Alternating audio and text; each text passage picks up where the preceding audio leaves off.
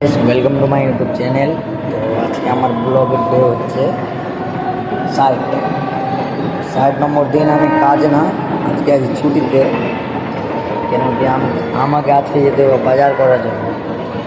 মানে আর আমার বোম্বাই বেশি দিন না, কিছুদিন পরেই চলে যাচ্ছি বাড়ি।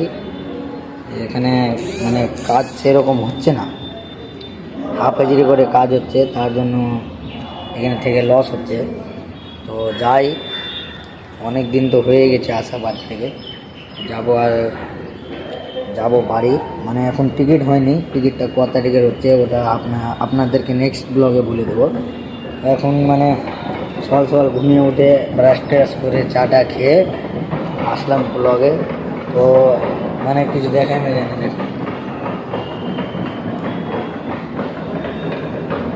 এতটা শীত করছে, মানে কিছু দেখাই যাচ্ছে না।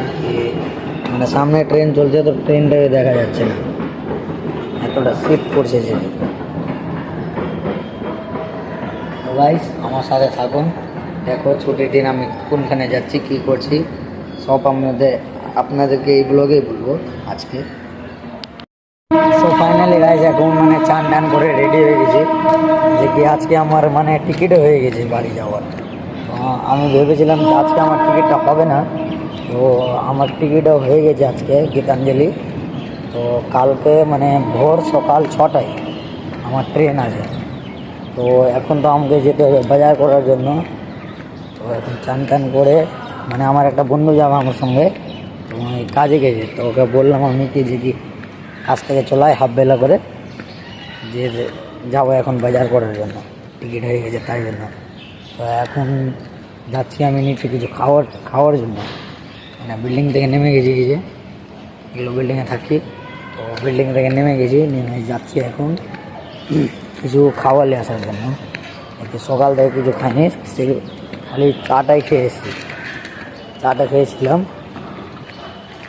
তো গাইস, দেখা হবে আবার আসছি ব্লগে, এই ব্লগে জয়েনে থাকুন, দেখছি কী কী বাজার করা যায় আর কী কী বাজার করছি সেটাই আপনাদের সঙ্গে শেয়ার করবো।